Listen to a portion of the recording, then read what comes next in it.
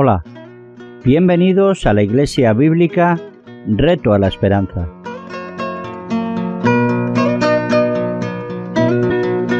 Te invitamos a las reuniones dominicales que a través de nuestro canal de YouTube emitimos desde diferentes puntos de España. Visítanos o suscríbete a nuestro canal Radio Luz a las Naciones. Podrás seguirnos en directo.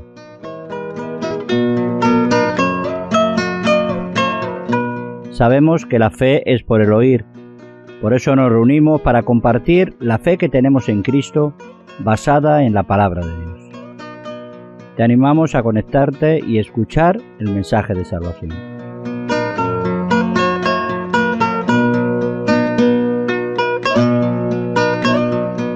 Iglesia Bíblica Reto a la Esperanza. La luz de Cristo para el mundo de hoy.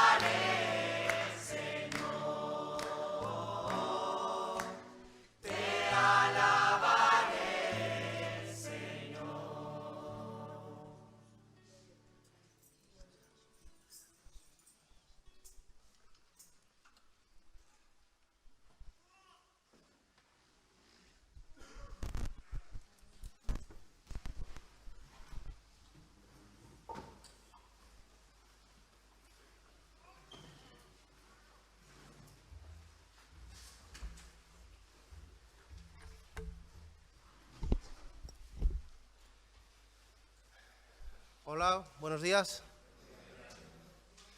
Pues nada, en primer lugar, muy buenos días a todos y muy feliz año nuevo, ¿no? Muy feliz año nuevo 2022 para todos, deseando pues todo lo mejor de Cristo para cada uno, ¿no? Que este año pueda ser muy bendecido por Dios para todos nosotros, ¿verdad? Daros la bienvenida a todos, muy especialmente a las personas que hoy se congregan con nosotros a través de Radio Luz a las Naciones. Buenos días y feliz año nuevo. Y pues a todos los que normalmente cada domingo nos congregamos aquí, ¿verdad? La Casa de Santiago, de Ferrol, las comunidades de aquí de Coruña, los chicos de Pastoriza, Portiño, las chicas y todas las familias, ¿no? que cada domingo nos congregamos. Y esta mañana esto llenaba mi corazón porque es algo que normalmente lo disfrutamos, lo experimentamos, la comunión que tenemos en Cristo, ¿verdad?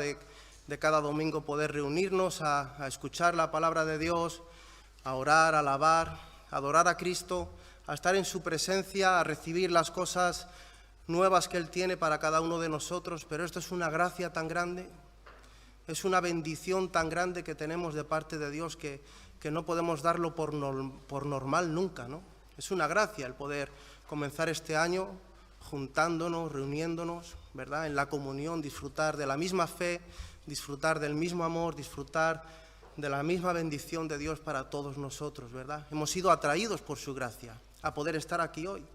Nosotros venimos con un deseo de estar en esta reunión, de escuchar su palabra, de adorar a Dios, pero antes que este deseo está el deseo de Dios. Dios ha tenido este deseo primeramente de atraernos hacia Él con sus cuerdas de amor y de que hoy estemos aquí. Así que en este deseo de Dios hemos sido bendecidos todos nosotros, ¿no? Y podemos decir que hemos terminado un año siendo bendecidos por Dios, lo hemos terminado orando, lo hemos terminado dando gracias a Dios por su fidelidad. Un año más nos ha guardado, nos ha sustentado, aún en las pruebas, en las dificultades, aún en las bendiciones hemos visto la grandeza de Dios. Y comenzamos el año de la misma manera, ¿no? En este deseo de Dios, de ser bendecidos, de ser prosperados en la vida que Él tiene para nosotros, ¿no? Y por esta razón, pues podemos decir y estar contentos hoy en esta mañana de estar aquí, ¿verdad? De tener esta reunión, de escuchar su palabra. Yo quería compartir con vosotros un texto que esta mañana pues ocupaba mi corazón y me hacía orar, me hacía meditar y reflexionar en estas cosas. Vamos ahí, si me acompañáis por favor, a Efesios 1.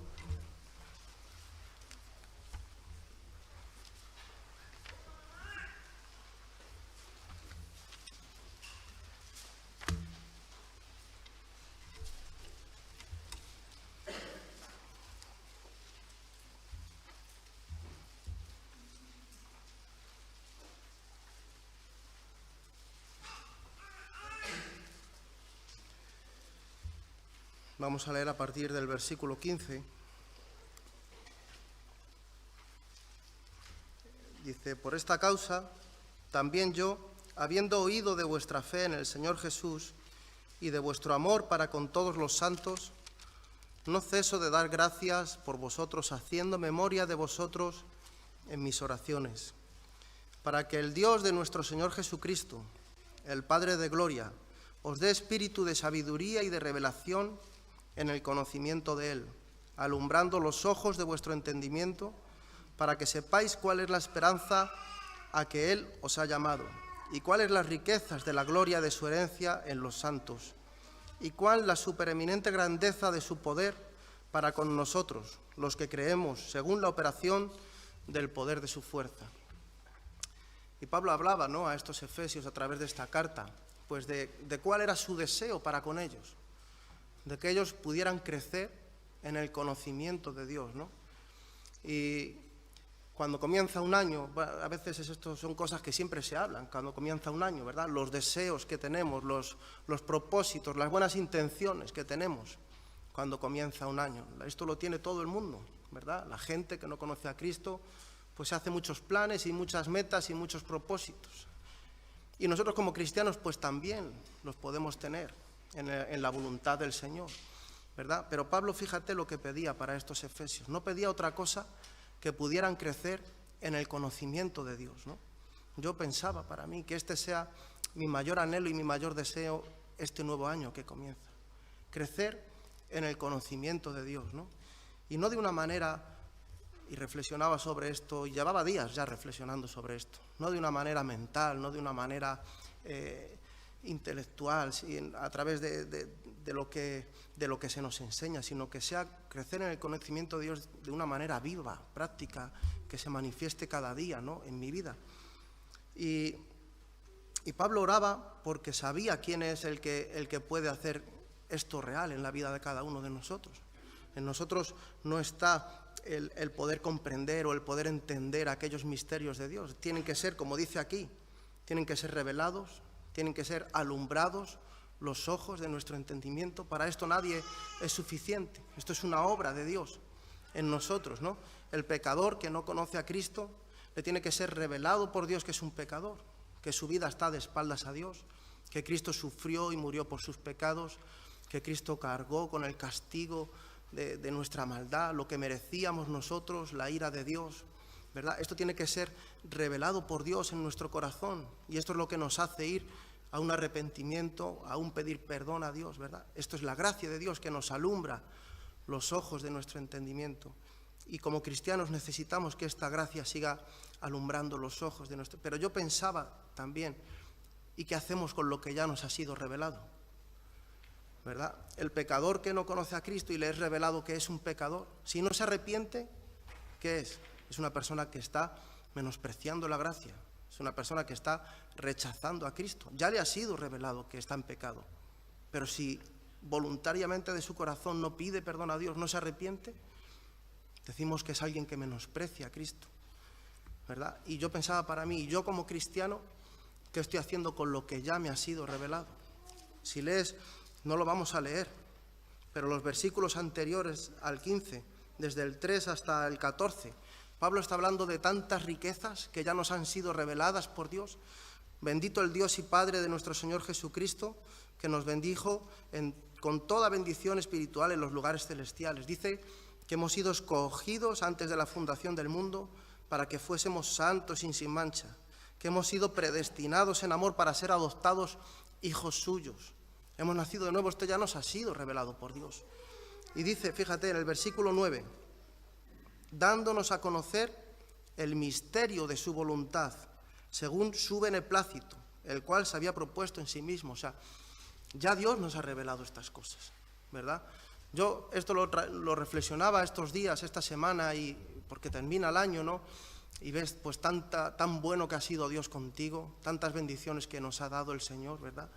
Y tantas cosas que nos han sido reveladas, pero si yo verdaderamente estoy viviendo conforme a todo esto, a todo lo que yo entiendo de Dios, a todo lo que yo creo en Dios como mi sustituto, como aquel que pagó un precio por mí, que ya no soy mío, que he sido comprado por sangre, que Cristo ha sido el mediador entre Dios y yo, ¿no? O sea, creemos en Dios, que es el Altísimo, que es el Poderoso, que es el Soberano. Estas cosas tienen que hacernos vivir de una manera como espiritual, celestial, o sea, ¿verdad? Y yo reflexiono en mi vida, ¿verdad? Y miro para atrás, porque cuando uno termina el año muchas veces hace este balance en su vida de tantos traspiés, de tantas cosas que hemos vivido que no han agradado a Dios, cosas, ¿verdad?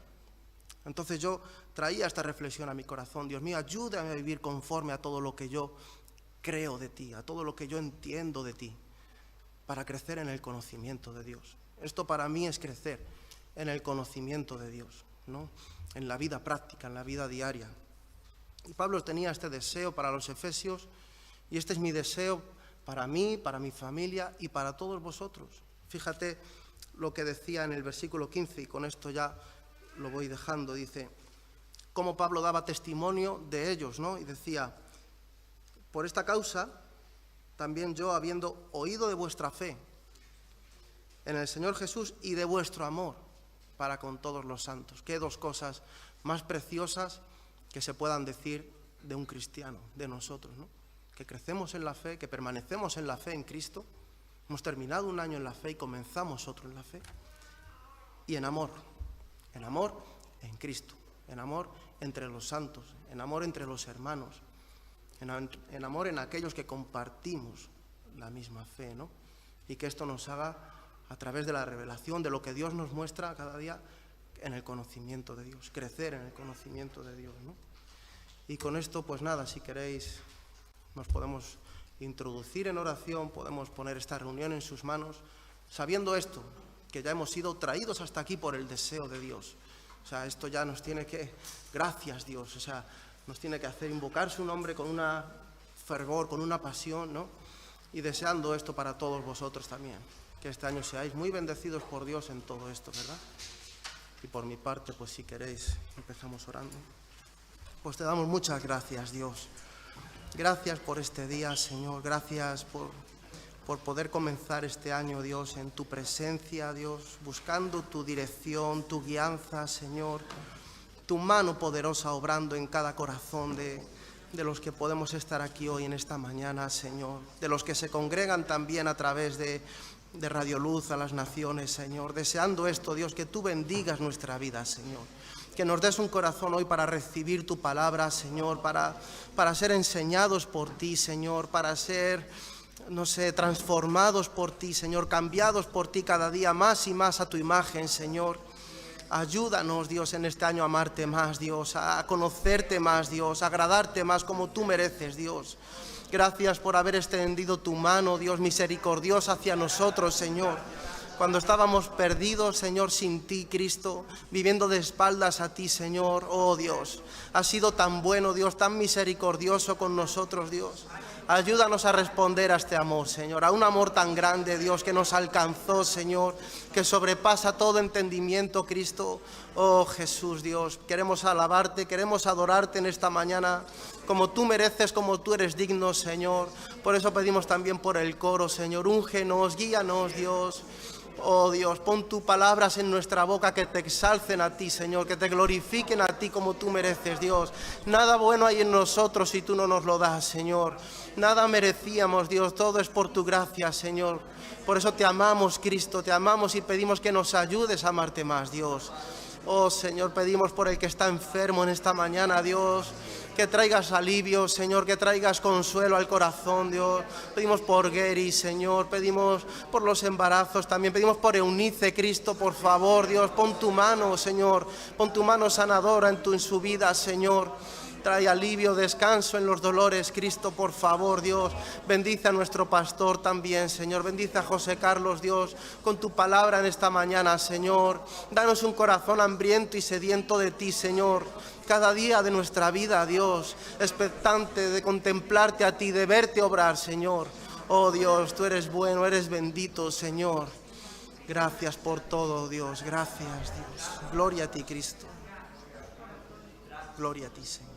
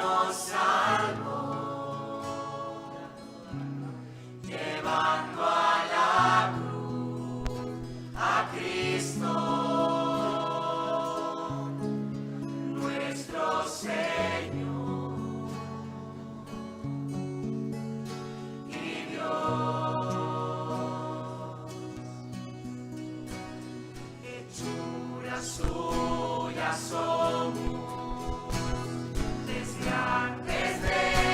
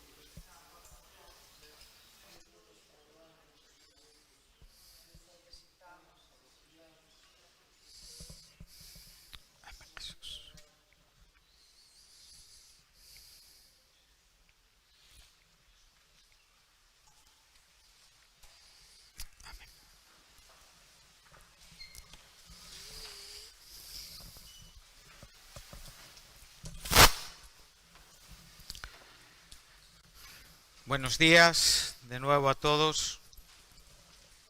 Como Álvaro nos dijo, feliz año. Yo también me uno al deseo que ya él comentó, dirigió. Y yo también dirijo deseando un muy feliz año 2022 para todos vosotros, para aquellas personas que fielmente y durante el año se congregan con nosotros telemáticamente. Un muy feliz 2022 a nuestros hermanos y hermanas en los diferentes países, colaboradores, compañeros en el Evangelio. Un feliz 2022 y, cómo no, a todo el equipo de Radio Luz. Y hoy pues estamos emitiendo también desde su plataforma. También deseo a todos los que nos están siguiendo un muy feliz 2022 en Cristo Jesús. Estamos en una época navideña. Creo que esto no es difícil de comprender para ninguno de nosotros. Las propias decoraciones en la iglesia nos dicen que estamos en este tiempo de festividad. Una festividad que en países como España pues va desde el 25 de diciembre hasta el 6 de enero, donde, y como digo, en los países donde la religión oficial es el cristianismo, y cuando hablo de religión hablo de oficialidad, no estoy hablando de ese cristianismo bíblico que se diferencia un poquitín de la vivencia en lo que es la religión oficial de un país. Pero sabemos que España celebra el nacimiento de Jesús el 25 de diciembre y el día 6 de enero pues es la celebración de lo que se llama Festividad de Reyes, que conmemora los magos que en la Biblia vinieron a ver a Jesús, donde hemos estado el último domingo. Hay países, por ejemplo, cuya religión no es la católica, es la ortodoxa, que la Epifanía del Señor, o sea, esa primera manifestación o primer advenimiento de Cristo, lo celebran el 6 de enero. Entonces, de una manera o de otra, bueno, no deja de ser una manera oficial, ¿verdad? Para los cristianos verdaderos, para los creyentes verdaderos, sabemos que, como bien se nos dijo en esta mañana, tenemos que convertir estas verdades en vida santa y vida práctica que bendiga no solamente el entorno donde existimos para compartir con otros las grandes nuevas del Evangelio, sino también en nuestra propia experiencia santificadora. Vamos a volver al capítulo 2 de Mateo y desde ahí vamos a ir hacia adelante. Como digo, estamos en nuestro cuarto sermón de este tiempo navideño. Y el último domingo hemos estado en el capítulo 2 de Mateo con la visita de los magos a donde el niño se encontraba. Durante los 4 sermones que hemos compartido hemos podido andar en la propia narrativa, en la propia historia. Todos recordamos o algunos recuerdan la importancia de todo lo que Dios tuvo a bien dejarnos reflejado en la Biblia para poder conmemorar y para poder ver la importancia del nacimiento de Jesús. No solamente la relevancia o la importancia de este nacimiento, sino sus efectos inmediatos basados aún en lo que es anterior a su nacimiento. De esto quizá estaremos hablando un poquito en esta mañana. Iniciamos nuestro tiempo con el capítulo 2 de Lucas. Es verdad que hemos enfatizado en algunos versículos un poquito más, en algunos detalles un poquito más, pero fuimos mencionando todo, ¿verdad? El nacimiento de Jesús, ese primogénito de María, en ese contraste con ese primogénito de los muertos, ese primogénito de entre muchos hermanos, ese primogénito de la creación, que era ese niño envuelto en pañales y puesto en un pesebre. Pudimos ver la glorificación que los ángeles, la gloria que los ángeles dieron a este acontecimiento y cómo pudo ser comprobado por los propios pastores que cuidaban sus rebaños. Pudimos estar también con María y con ese complejo y comprometido llamamiento de Dios a ser la madre del Redentor, que en cierta manera trató mucho con la propia dignidad de su vida en cuanto a una sociedad que la tachó en muchos casos de mujer no ordenada ceremonialmente o bajo la propia ley o la propia visión de la religión de aquellos tiempos. Pero Dios la convirtió en esa muy favorecida, en esa madre del Salvador, la cual pasó por la historia con una experiencia única que ninguna otra mujer podrá experimentar como ella la experimentó, que es quedar encinta de Dios mismo, del Espíritu Santo. Pudimos estar el último domingo, donde vamos a volver aquí con los magos, y a la vez también pudimos andar un poquito por la historia, ¿verdad? Pudimos hablar un poco de Herodes. Ayer estábamos tomando un café en casa y en la segunda cadena estaban poniendo un documental de Herodes.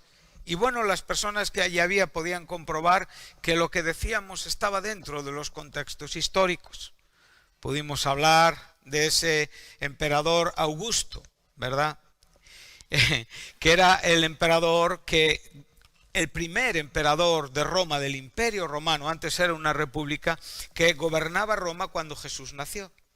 Y a la vez también pudimos ver cómo ese Herodes, ya terminando el siguiente contexto de lo que estamos estudiando de los magos, él ordena esa matanza de los niños, pero poquito tiempo después él muere de una enfermedad terrible, con unos sufrimientos terribles, y muere bajo una turbación terrible, al punto de que él ordena matar a sacerdotes queridos por el pueblo, porque él no era amado por el pueblo judío, para que los judíos lloraran.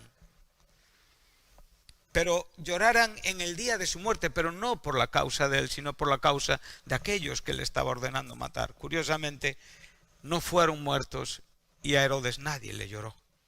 Murió absolutamente turbado interiormente, y hoy y por los siglos de los siglos vivirá en la más absoluta turbación del infierno. Pudimos ver que para la adolescencia de Jesús ya Augusto ya no existía, y para el ministerio maduro de Jesús en su edad adulta ya tenemos a Tiberio. ¿Qué podemos ver? Que todo pasa, solo Dios queda.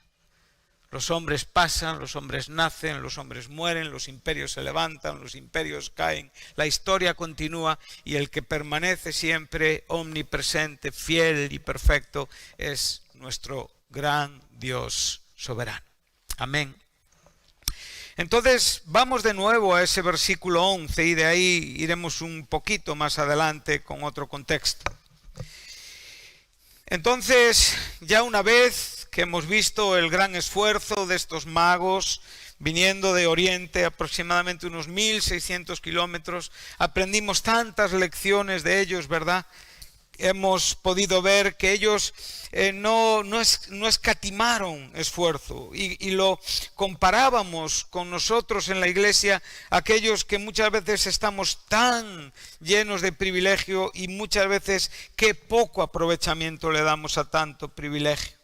Pudimos ver que ellos en su esfuerzo tuvieron esa fe comprensiva, esa fe intuitiva, esa fe entendida, esa revelación clara que transformó por completo su propia existencia. O sea, la propia palabra que recibieron donde ellos originalmente eran, fue la palabra que les guió. La propia estrella que milagrosamente les guió estaba en perfecta armonía con la palabra. Esto es importante. Nosotros no podemos estar viviendo imaginativamente. Nosotros no podemos estar viviendo por impulsos, por sentimientos, por sensaciones. De repente un texto de la Escritura salta. No, la palabra tiene que ser la que acompaña a todas las verdades que nosotros implícitamente vivimos en Cristo Jesús. Y todo lo que no sea esto son ideas propias, o son sentimientos propios, o son deseos propios, o son fantasías propias. Necesitamos la palabra que acompañó a estos magos, La palabra que les trajo a comprobar que Miqueas no había mentido, que Miqueas 700 años antes habló del nacimiento del pastor, habló del nacimiento de Jesús, habló del lugar donde nacería Jesús, y ellos pudieron comprobar que la palabra es infalible, inerrante, precisa, perfecta. Amén. Siempre verdadera e inspirada. Que eso es lo principal y lo más fundamental. Toda la palabra es soplada por Dios. Sale de su boca santa, de su corazón santo. Entonces, una vez que ellos llegan ahí, ellos comprueban. Y vemos el verso 11, dice, y cuando entraron en la casa, o sea, Dios les dirigió al mismo lugar donde podían ver al niño con su madre María, el primogénito de María. La Escritura nunca se contradice. Dice, y postrándose, pudimos ver lo que representa el postrarse. En ese postrarse pudieron darle la adoración que ese niño merecía como hijo de Dios y pudieron ofrecerle estos presentes, oro, incienso y mirra, que buenos podemos aceptar que tienen que ver con el ministerio de Cristo, con su divinidad, con su ministerio como rey, con sus propios sufrimientos. Sabemos que la mirra era una especie que se empleaba para la unción y para de los muertos. Entonces nosotros ahora estamos ante esta situación. Esta situación nos habla de revelación. La revelación es aquello de lo que va a depender nuestra existencia, nuestro desarrollo, nuestro entendimiento cristiano. Muchas personas este término no le dice nada. ¿Por qué? Porque no es nuevo entender que la revelación es un concepto bíblico y que lo tenemos en la Biblia, y siempre identificamos la revelación con aquellas cosas que podemos comprender espiritualmente de lo que la Biblia nos enseña. Amén. Entonces nosotros a esto le llamamos revelación. Nosotros a veces hablamos de que Dios me reveló, de que Dios me dijo, y bueno, todas estas cosas son, como digo, susceptibles de comprobación, porque evidentemente la revelación de Dios queda terminada con el libro de Apocalipsis. Y aquí no hay nada más que revelar, hay que interpretar. No podemos confundir revelación con interpretación. La revelación está completa en la palabra de Dios. La interpretación es aquello que bajo la luz del Espíritu Santo nosotros necesitamos para acomodar lo que Dios está moviendo en nuestros corazones, para poder comprobarlo escrituralmente, para poder vivirlo experimentalmente y para poder hablarlo a otros. Entonces lo que podemos ver es que la propia revelación que ellos tuvieron en la propia experiencia donde les vemos adorando al Hijo de Dios, es también la propia revelación que les lleva de vuelta por otro camino. O sea, Dios les dirige no por Jerusalén y les devuelve a su lugar para evitar a Herodes. Ahora, a mí me gustaría que en esta mañana pudiéramos echar una mirada introspectiva interiormente a lo que ha sido nuestra vida en este año. 2 años vivimos de pandemia, ya vamos a cumplir 2 años desde el decreto de alarma aquí en España por el mes de marzo, hace 2 años. La vida nos ha cambiado, muchas cosas han cambiado, pero Dios no ha cambiado. Y de esto depende quién yo hoy soy. Es importante que echemos una mirada introspectiva a nuestro interior para poder ver el alcance de lo que para mí significa revelación.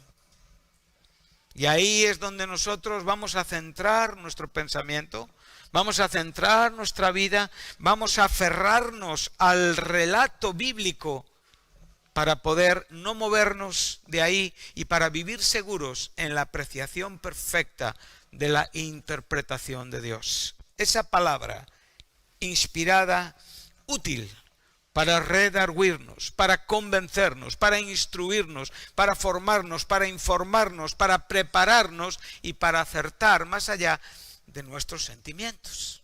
A veces la gente, como digo, los cristianos, yo mismo, nos balanceamos demasiado.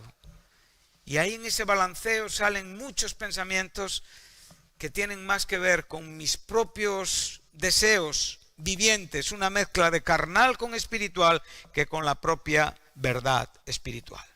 Entonces, como bien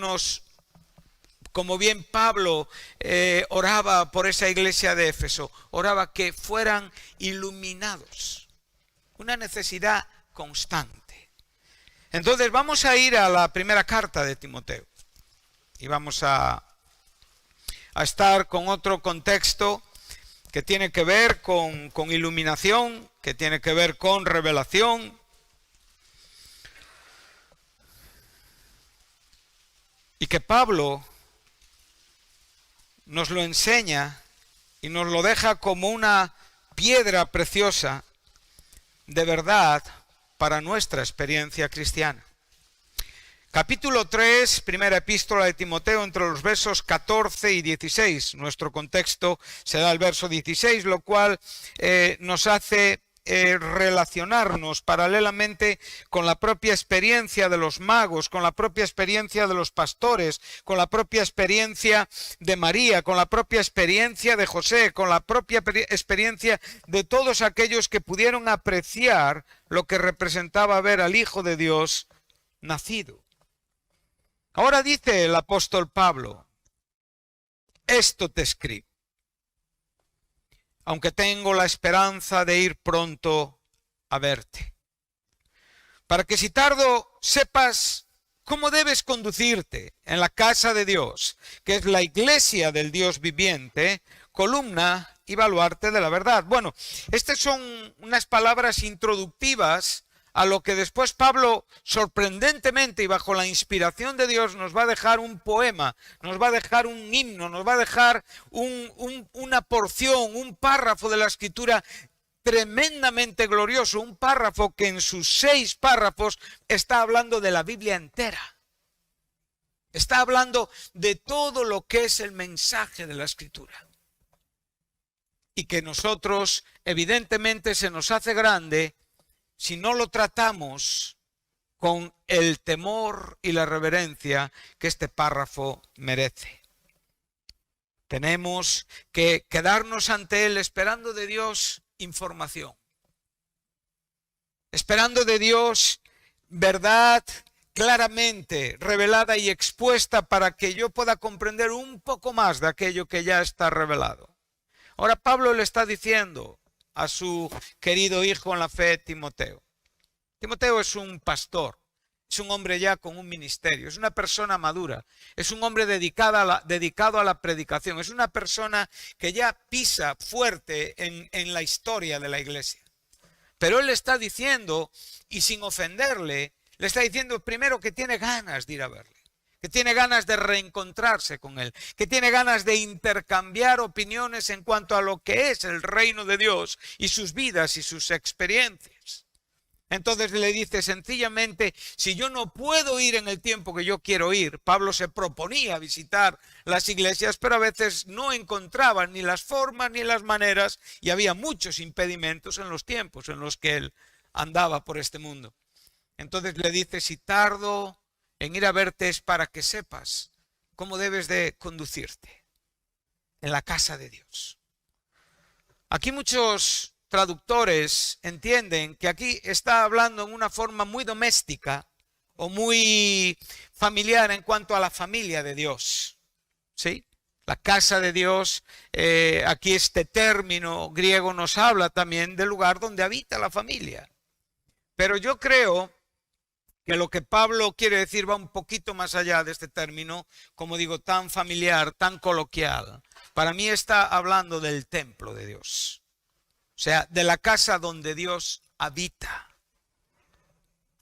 Y cuando ya adquiere esta idea, el apóstol Pablo está dando, como digo, una seriedad, para que sepas cómo debes conducirte, no donde están tus hermanos, que sí están, no donde están tus amigos, que sí están, no donde están aquellas personas con las que simpatizas o te relacionas, que sí están, para que sepas cómo debes conducirte donde Dios habita. Esto ya pesa un poquito más en nuestro corazón, esto ya no es tan ligero. si nosotros somos conscientes de la presencia de Dios en el templo de Dios y en esta metáfora tan maravillosa como es casa de Dios, entonces vamos a tratar de pensar lo que decimos. Ya no vamos a salir tan ligeros con nuestras apreciaciones o con nuestros versículos que traen en cierta manera pensamientos optimistas. Estamos entendidos de que estamos en un lugar donde Dios es el principal huésped, donde la santidad de Dios llena cada rincón de esa casa. Una casa que, aunque la podemos limitar con muros en un sentido de iglesia local, es una casa que no tiene límites en cuanto a los muros porque es el cuerpo místico de Jesucristo. Entonces, en la misma manera que en el Antiguo Testamento Dios venía, porque ese era el propósito del templo, es sencillamente que Dios lo habitaba para relacionarse con su pueblo. Amén. Entonces vemos que Dios llenó cada rincón de ese templo en la misma manera que Dios llena cada rincón de su casa. Entonces, ¿qué parte de la casa no está Dios? ¿En qué parte de la casa Dios no está con su santidad presente? Aquí están nuestros errores. A veces pensamos que en la casa hay diferentes estancias. Y a veces pensamos que hay lugares de la casa o tiempos de la vida donde realmente Dios no está tan presente sencillamente porque tienen que ver con asuntos normales. Pero Dios está presente en la casa. Y lo que va a hacer un entendimiento adecuado y correcto es la magnitud o el alcance de la revelación que yo tengo de esta verdad, que es la que Pablo va a decirme después. Muchas personas a veces están en la iglesia, escuchan sermones, llegan como digo, a sentir, llegan hasta a comprender el sermón en su manera normal, en el idioma que lo están escuchando, en un lenguaje bíblico, pero sin embargo sus corazones carecen de revelación y por eso muchas veces hay tanta frialdad en las vidas. Mucho de lo que nosotros vamos a lograr está absolutamente supeditado y relacionado con la revelación. Todo lo que tú estás haciendo que no es el resultado de la revelación de Cristo es vano. No alcanza a nadie ni llegará a ningún lugar glorificando a Dios. Solamente se quedará en tu propia experiencia cristiana. Pero nosotros necesitamos activar la revelación de Dios en nuestros corazones.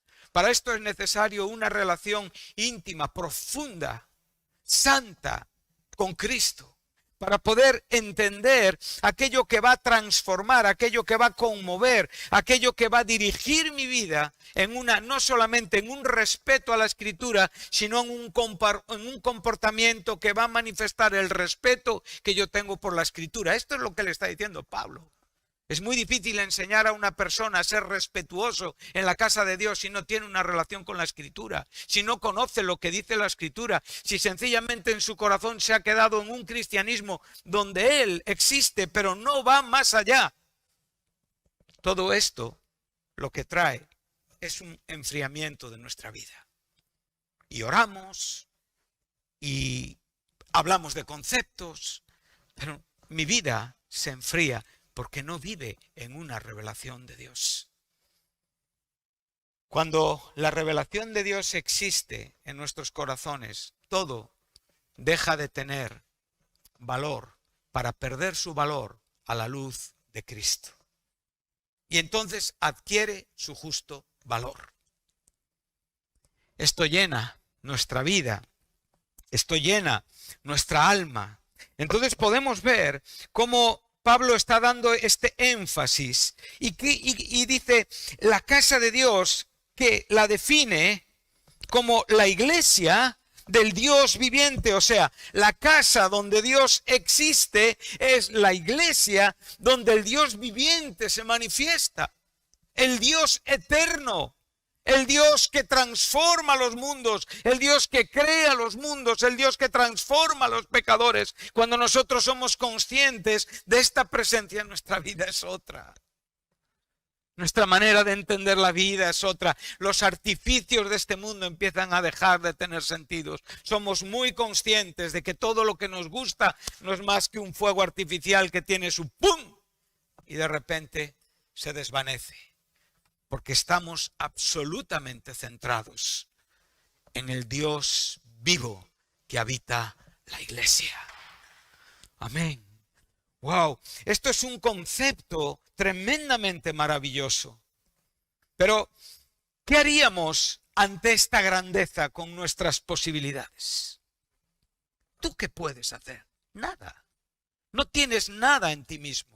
No tengo nada en mí mismo. Cuando estamos hablando de la casa de Dios, de la iglesia del Dios viviente, estamos hablando de argumentos que nos quedan grandes. Estamos hablando de argumentos que son celestiales, que son divinos y que si no hubiera una gracia que nos permite comprender estos detalles, no hay en nosotros nada absolutamente para poder entenderlos.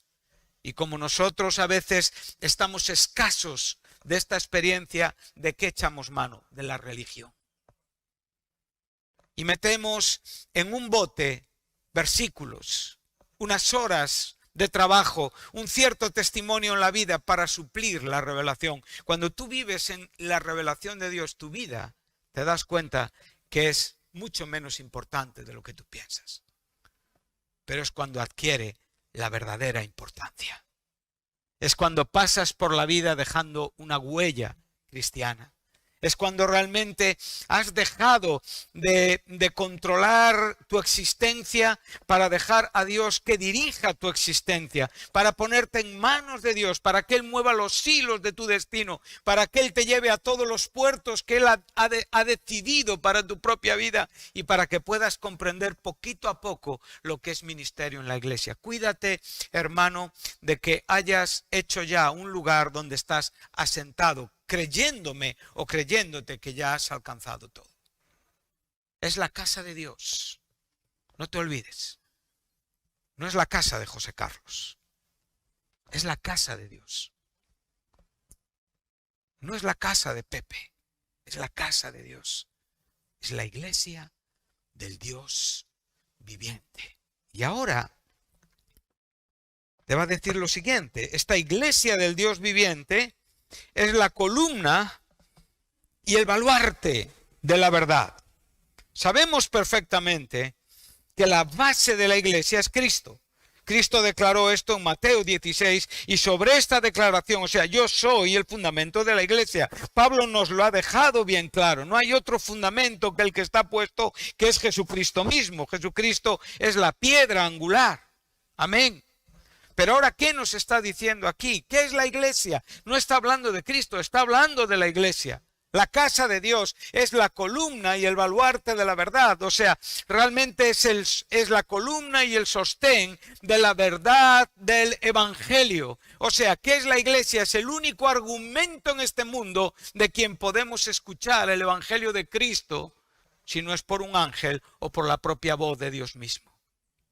Pero hoy es la iglesia la encargada de sostener, la encargada de ser ese sostén, ese cimiento, ese baluarte de la verdad bíblica, de la verdad del evangelio, del misterio revelado.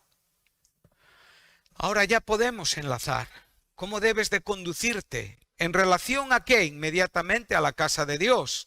¿Inmediatamente a qué? A la iglesia del Dios viviente. ¿E inmediatamente a qué? A que la iglesia es, evidentemente, columna y sostén. Ahí es la palabra sostén de la verdad. Y ahora yo tengo que encontrar mi sitio aquí, como cristiano. Aquí está mi historia como cristiano.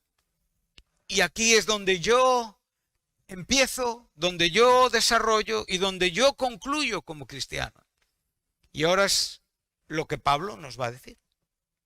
O sea, él no le va a dar, en otras cartas, Pablo da consejos acerca de cómo hay que andar en el Espíritu, vivir en el Espíritu, habla de carácter, habla de ser humilde, habla de ser manso, habla de ser santo, habla de no menospreciar, da muchos detalles, pero aquí ahora mismo los detalles que va a dar forman una verdad contundente, a la cual le está diciendo a Timoteo: confronta esto, piensa en esto, observa esto y a ver qué resulta de esto en tu propia vida. Bueno, ahora tenemos este verso 16. E indiscutiblemente, o sea, no hay, como digo, debate, no hay conversación ni disputa. Grande es el misterio de la piedad. Aquí la palabra eusebia, ese misterio de la piedad, es el término devoción en nuestro castellano. O sea, es aquello que tiene que ver con el resultado práctico, vívido y evidente de nuestro cristianismo. O sea, lo que yo entiendo y lo que yo recibo de esta revelación tiene que ser visto en la propia práctica de mi vida, en la propia experiencia de mi vida, pero nunca como una consecuencia de mi voluntad, sino como una consecuencia de una revelación que es anterior a mi voluntad. A veces esto se nos olvida. Recibimos una revelación, pero después vivimos en nuestra voluntad. Y nuestra voluntad es tan torpe, es tan egoísta, nuestra voluntad es tan comparativa, nuestra voluntad muchas veces es tan indeseable, nuestra voluntad estorba tanto el propio crecimiento, porque esa torpeza que yo vivo, ojalá la sufriera yo, pero es que la sufre mi entorno. Mi falta de revelación lo están sufriendo los que están a mi lado, porque yo ya he asentado mi vida sobre una revelación. Y esto es una verdad, claro. Timoteo era cristiano, ¿o no? Él había aceptado el Evangelio. No solamente había aceptado el Evangelio, sino que era un ministro de la iglesia. Pero Pablo le está diciendo dónde está la fuente de su poder, de su existencia y de su vida. Y ahí es donde le lleva a lo que hemos estado hablando esta Navidad. Así comienza nuestro párrafo. Este misterio glorioso y grande de lo que es nuestra vida piadosa, de lo que es nuestra devoción, comienza con que Dios fue manifestado en carne. Esto es una revelación. Y ahora vamos a ver estos 6 párrafos. Dice así: Dios fue manifestado en carne, justificado en el Espíritu, visto de los ángeles, predicado a los gentiles, creído en el mundo y recibido arriba en gloria. Podríamos hacer un sermón de cada frase. De hecho, la manifestación de Dios encarnada está siendo objeto de muchas enseñanzas en este tiempo navideño. Cada frase podría ser un sermón en sí mismo. Lo primero que vemos y apreciamos son 6 frases. ¿Sí? 6 frases que se relacionan entre ellas en lo que conocemos como una regla gramatical llamada quiasmo. Este término quiasmo se relaciona con la letra número 21 del alfabeto griego, que es la Xi, es nuestra X. Por lo tanto, lo que nosotros estamos viendo aquí es que la primera frase está relacionada con la última, la segunda con la penúltima y la tercera con la antepenúltima. Lo primero que tú puedes observar es que estás conjugando lo que es glorioso y celestial con lo que es aquí en esta tierra, por decir de alguna manera, inferior y terrenal. ¿Sí? Y por otro lado estamos viendo lo que Cristo es en su propio ministerio, pero a la vez estamos viendo lo que Cristo es y su iglesia. Porque es lo que Pablo le está diciendo. Si tardo, debes de saber cómo tienes que conducirte en la casa de Dios, la iglesia del Dios viviente, columna y baluarte de la verdad. Ahora vamos a pararnos sobre este primer versículo. Primer versículo no, todo está dentro del verso 16, esta primera frase. Dios fue manifestado en carne. Ahí tenemos, digamos, el lado terrenal. Cuando tú vas al siguiente versículo, para aquellos que están interesados en el quiasmo, verás que es justificado en el Espíritu, lo cual nos está dando una idea superior. Después, visto por los ángeles, nos da otra idea superior, pero después nos dice, predicado a los gentiles, nos lleva de nuevo aquí a la tierra, para después decirnos que fue creído en el mundo. De nuevo estamos en la tierra y después concluye con una realidad superior, que es la resurrección y el recibimiento, la glorificación, la ascensión de Jesucristo de nuevo a la gloria que tenía con el Padre antes que todo fuese. Pero ahora vamos a pararnos en esta primera frase. Dios fue manifestado en carne. La mayoría de los manuscritos originales no dicen Dios. En algunos casos tenemos Él y en otros quién.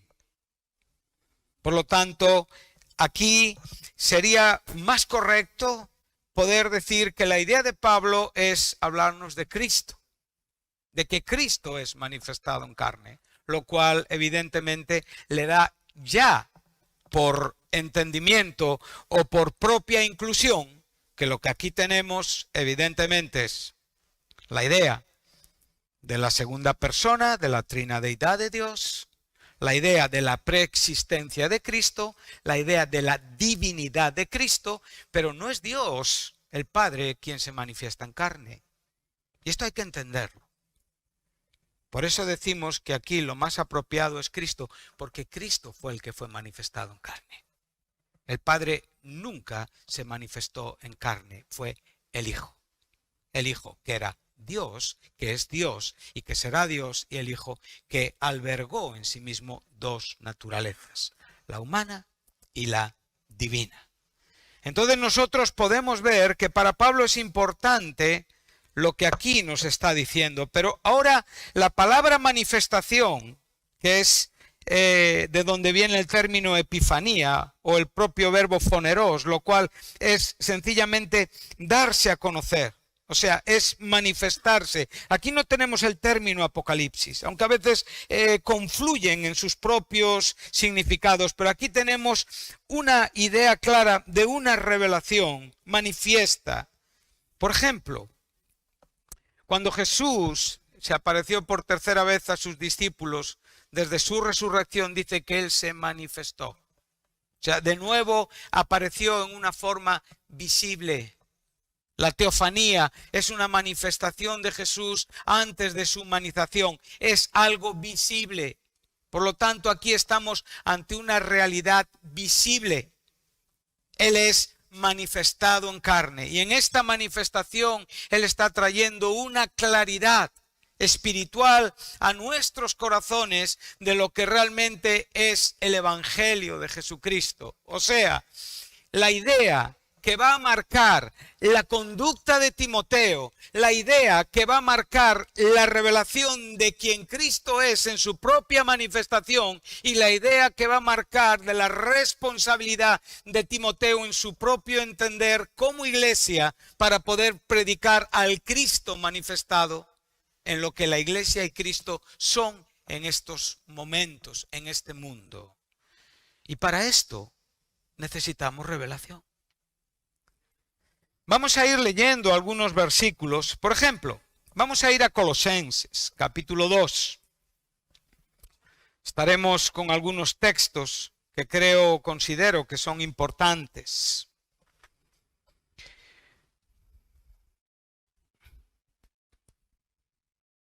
Ya hemos incluido todos aquellos versículos que nos están hablando, como hemos dicho, de la preexistencia, de la divinidad y de la humanidad de Cristo. Contextos como el primer capítulo de Juan, contextos como el primer capítulo de Hebreos, entre los versículos 1 y 4, contextos como el capítulo 2 de Filipenses, contextos como la segunda carta a los Corintios 8, versículo 9, donde vemos que Él se hizo pobre para hacernos ricos. Todo esto ya está incluido aquí. Ahora yo estoy tratando de dirigir la revelación hacia un poquito más allá. O sea, que esta revelación se convierta en el mensaje ungido de Dios y mi propia vida. Aquello que realmente tiene que ver con lo que yo soy y aquello que realmente tiene que ver con el aprovechamiento de mi vida. El quedarme en una idea propia o el crecer constantemente en el propio poder explicativo de la revelación de Dios, que es la causa de mi vida y mi existencia hoy. Lo que yo soy es el resultado de la revelación de Dios. Es todo lo que yo creí, es todo lo que yo acepté, es todo lo que yo creo, es todo lo que yo acepto, es todo lo que he vivido y es todo lo que voy a vivir. Entonces veremos este argumento tan importante. Dice así, Pablo dice en el versículo 1, vamos a leer capítulo 2, versos 1, sencillamente como una introducción, versos 2 y versos 3. Dice, porque quiero que sepáis cuán gran lucha sostengo por vosotros y por los que están en la Odisea y por todos los que nunca han visto mi rostro. La vida del apóstol es una vida en la que la implicación como causa de la propia revelación recibida le hace ser un predicador, un expositor, un evangelista infatigable. Él quiere ser un ejemplo, un imitador de aquel que es Cristo Jesús, de aquel sobre quien Él está fundamentando sus pisadas, de aquel que aunque tuvo hambre no usó del hambre como un impedimento para seguir predicando el reino de Dios, aunque tuvo sed no evitó ningún sufrimiento para poder cumplimentar sobre sí mismo el fundamento principal del reino de Dios. Dios fue manifestado en carne en Cristo Jesús y Cristo cumplió muriendo por nosotros en la cruz del Calvario. Pablo quiere ser un imitador del corazón de Cristo. Y Pablo está sumido en la batalla espiritual. Es fácil ver esto. Cada uno de nosotros tenemos que preguntarnos en qué batalla estamos sumidos. En la de mis propósitos, en la de mis conveniencias o inconvenientes, en la de mis ideas, en la que tiene que ver únicamente conmigo o estoy sufriendo por la vida de otros que ni conozco su cara. Esto no es normal. Tú no oras por quien no conoces, por favor, no entremos en ideas absolutamente inconcretas, no entremos en ideas que se escapan a nuestro corazón. Esto es un milagro. Poder intervenir en la historia, entrar en la batalla cósmica, entender que no peleamos con carne y sangre y ir más allá de mi propia experiencia y alcanzar una vida con poder, con fruto y con impacto, es un milagro. Pero tiene un inconveniente, que soy yo.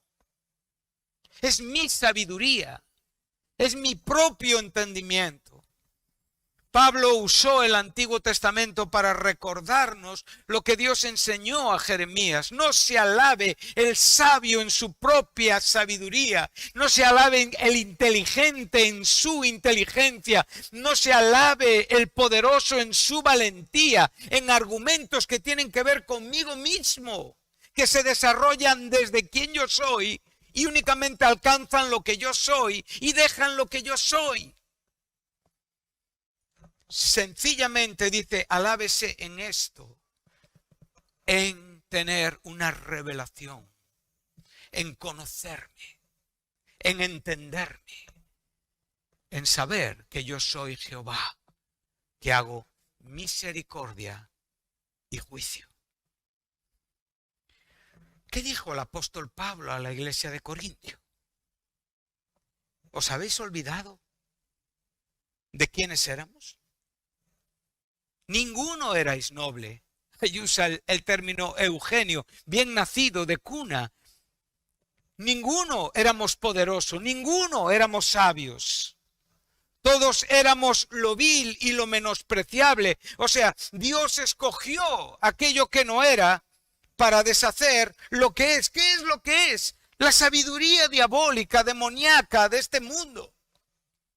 Es la única manera por la cual Dios actúa en este mundo deshaciendo esos principios que van contra su propia autoridad, usando a personas que ha llamado de las tinieblas, como a ti y a mí, que no sabíamos nada de nada y que todavía hoy no sabemos nada, y lo que sabemos es porque Dios ha sido bueno con nosotros.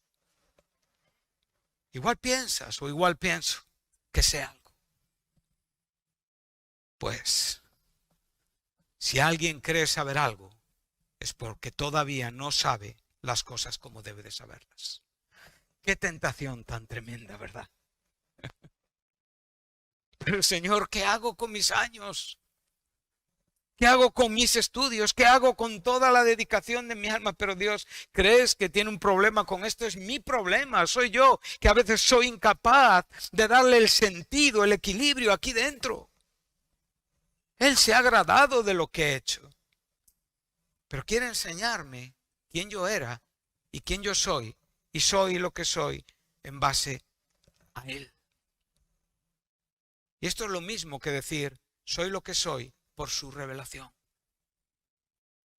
¿Dónde estabas tú antes de oír hablar de Jesucristo? ¿Dónde estarías tú hoy si Jesucristo no tuviera la gracia todavía de sostenerte? De tratar de atraerte, de convencerte. ¿Dónde estarías? Echa un pensamiento hacia ahí. ¿Cómo sería tu vida? Igual serías un hombre emprendedor de negocios, con dinero posiblemente, un buen sueldo, pero pobre en tu vida espiritual. Quizás estarías en la tumba por una sobredosis, o quizás serías un mujeriego insaciable, o quizás serías un hombre absolutamente muerto en el pecado constantemente. ¿Qué seríamos? Y aún hoy estamos pensando si darle a Cristo nuestra vida.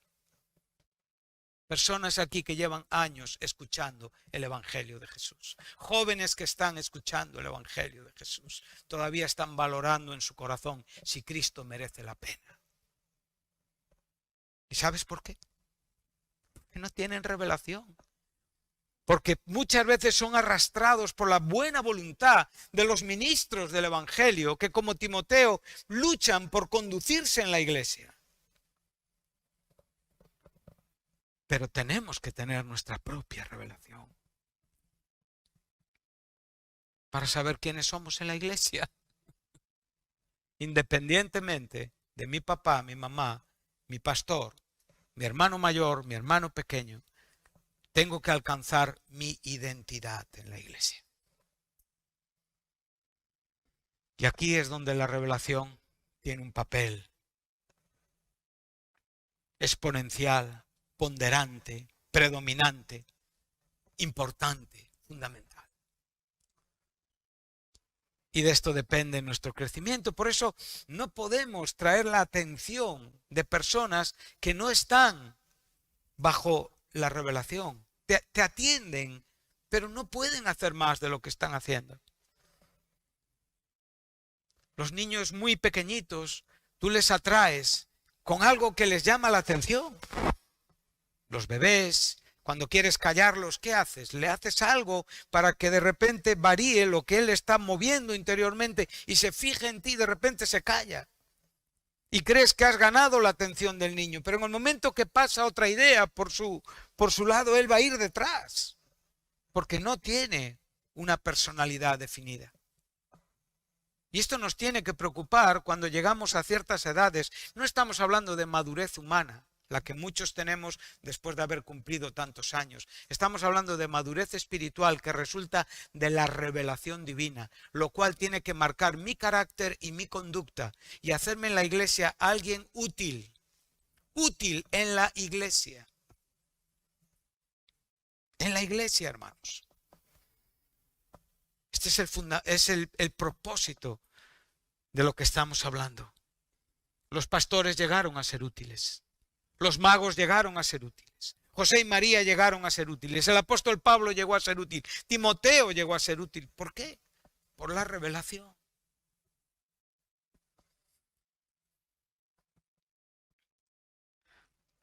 ¿Te puedes imaginar esos momentos en los que Jesucristo, y no nos hemos ido de Colosenses, regresó una vez y regresó otra vez para poder hablar con estos hombres que fueron quienes edificaron y sobre quienes nosotros estamos edificados, sobre el fundamento de los apóstoles, que es Jesucristo? O sea, ellos se encargaron de ser esa iglesia que, predicando el evangelio, pusieron el fundamento y el sostén.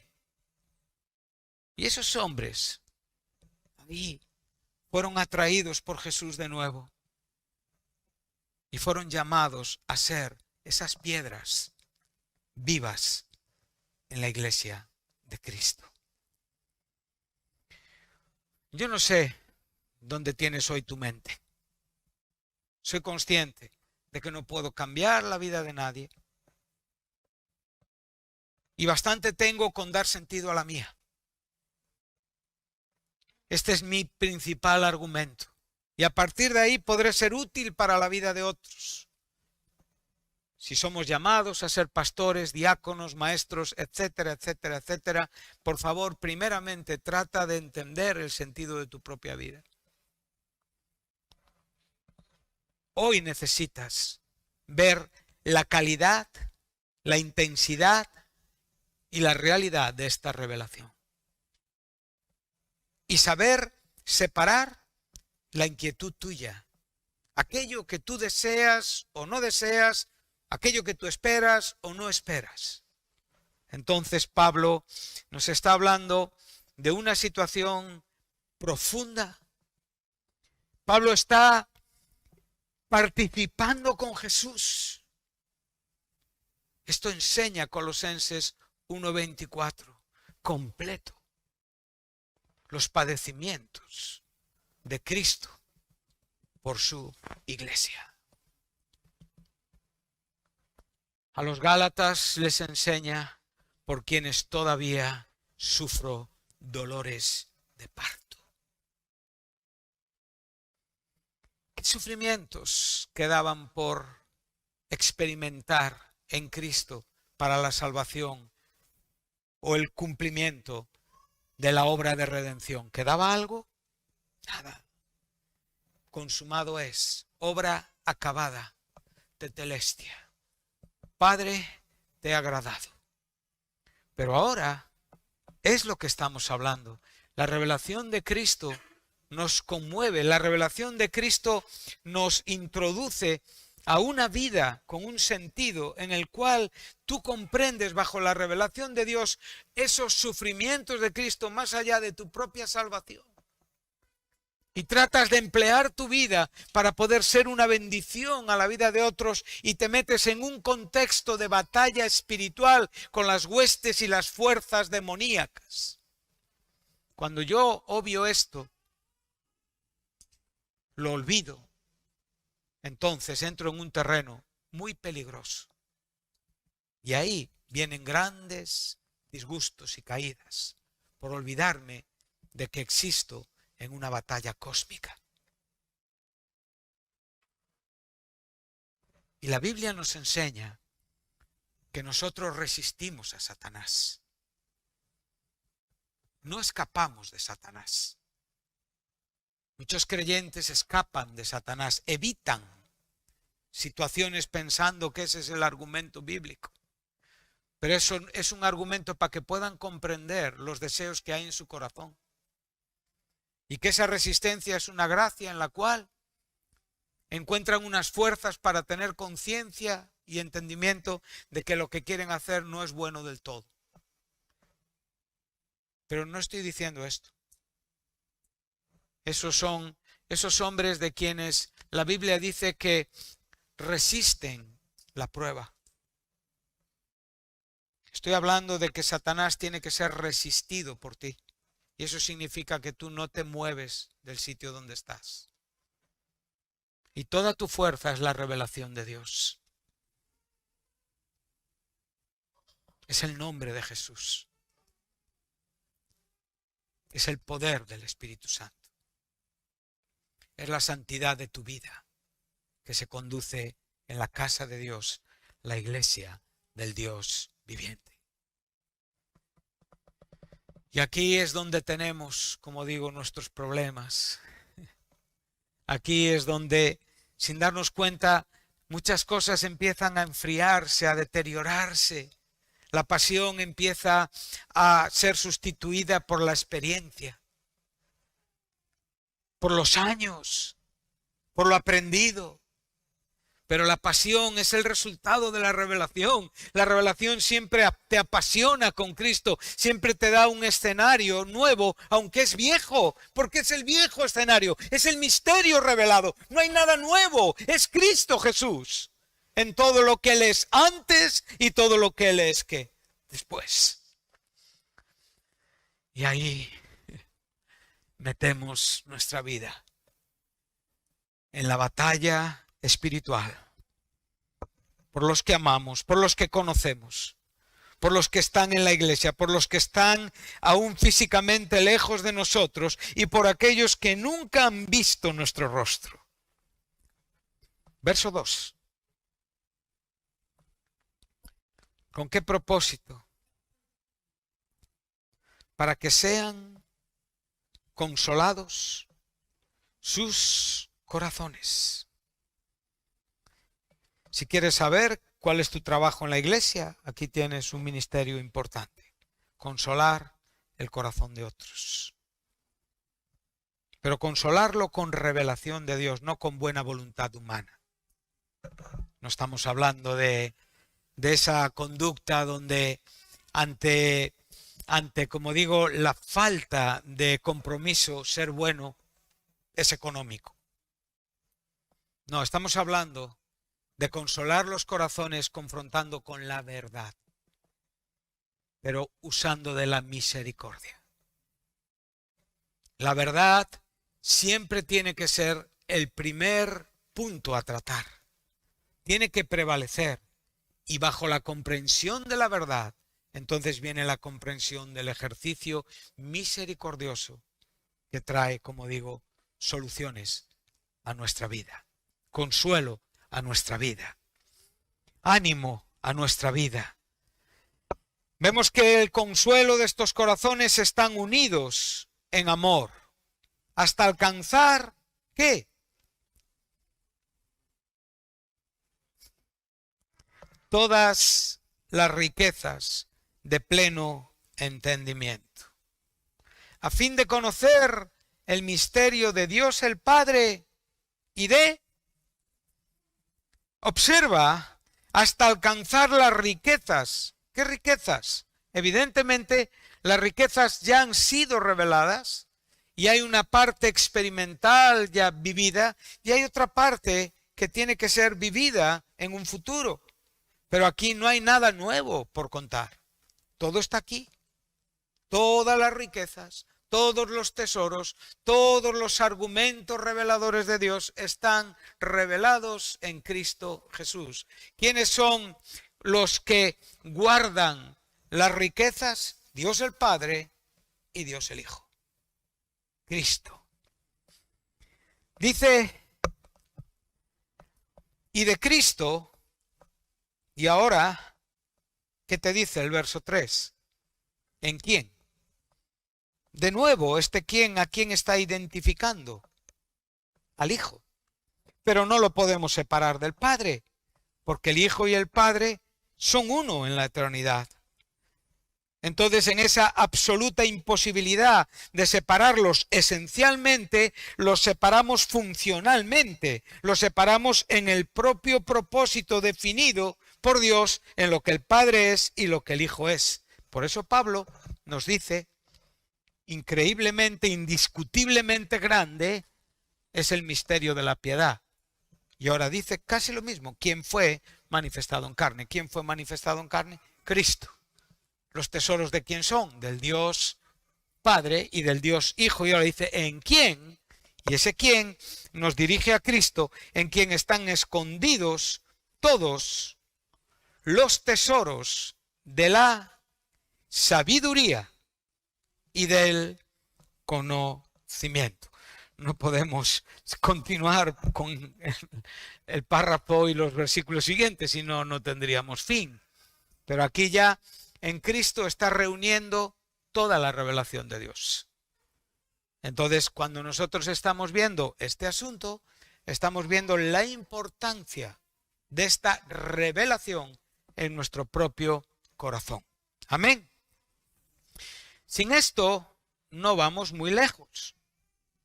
Sin esto no nos podemos conducir en la casa de Dios. Sin esto no podemos entender qué es la iglesia del Dios viviente. Sin esto no podemos comprender la responsabilidad que tenemos como columna y sostén de la verdad, que es la iglesia de la cual nosotros formamos parte colectiva e individualmente. Entonces podemos comprender lo que la iglesia es en el propósito revelador de Dios. En este sentido, yo tengo que entrar con mi vida, pero tengo que entrar con mi vida no con fantasías, no con ánimo humano, sino con una revelación que transforme mi vida y que me permita actuar en consecuencia. Siento, de verdad, y me da mucha pena, Cristo nos anunció que vienen tiempos donde el amor se va a enfriar, el amor de los cristianos.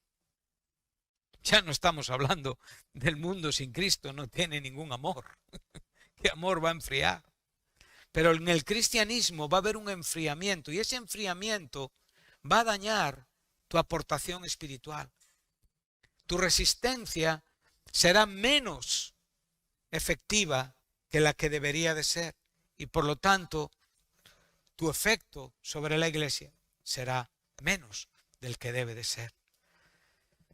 Yo quiero invitarte, hermano. Yo no descubro nada que no esté ya en la Escritura. Solo hago el trabajo que me corresponde. Pero cada uno somos responsables de comprender y de entender qué es esta revelación que va a hacer de mi vida una vida activa en la iglesia. Tenemos mucho trabajo entre nosotros. Tenemos muchas personas que no conocen a Cristo. Muchas personas que están hartos de asistir a reuniones cristianas y que no han sido transformados. Pero esto es un resultado de la frialdad que hay en nuestros corazones como creyentes. Esto es un resultado de que estamos muy enfocados en lo que nosotros deseamos y anhelamos y no en lo que Dios desea y anhela. Si es para andar en lo que tú quieres, lo que tienes te basta. Si es para andar en la iglesia, necesitas la revelación de Dios. Y esto es lo que he tratado de decir en esta mañana. Si Dios nos permite, continuaremos el miércoles que viene con este tema para cerrar lo que ha sido este tiempo en Navidad. Pero creo que por hoy está bien lo que hemos, con la ayuda de Dios y con lo que Dios nos ha permitido poder hablar. Regresamos a Timoteo.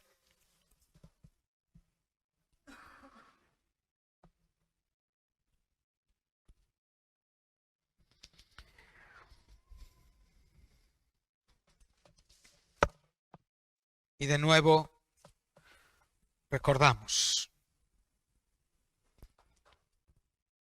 indiscutiblemente grande es el misterio de la piedad. Recuerda, por favor, el misterio ya ha sido revelado. El misterio ya ha dejado de ser misterio para ser una revelación. Ya vamos entendiendo el alcance de todo lo que este misterio es y representa, y lo vinculamos con nuestra vida devocional. Misterio de fe, el misterio de la fe, el misterio de la piedad se unen en un mismo propósito en nuestra propia experiencia. Ese misterio de la fe lo has visto en el verso 9, unos versículos antes. Pero ahí podemos ver que nuestra piedad descansa sobre la revelación del Cristo manifestado en carne, del Cristo justificado en el Espíritu, del Cristo visto por los ángeles, del Cristo predicado a los gentiles, del Cristo creído en el mundo y del Cristo recibido en gloria. Que Dios nos ayude para estar a la altura de tan gloriosos argumentos. Amén. Que Dios os bendiga y que la gracia de Dios nos sostenga, nos respalde y nos lleve hacia adelante. Amén. Radio Luz a las Naciones. Canal cristiano de comunicación. Anunciando salvación hasta lo último de la tierra. Radio Luz a las Naciones. Suscríbete.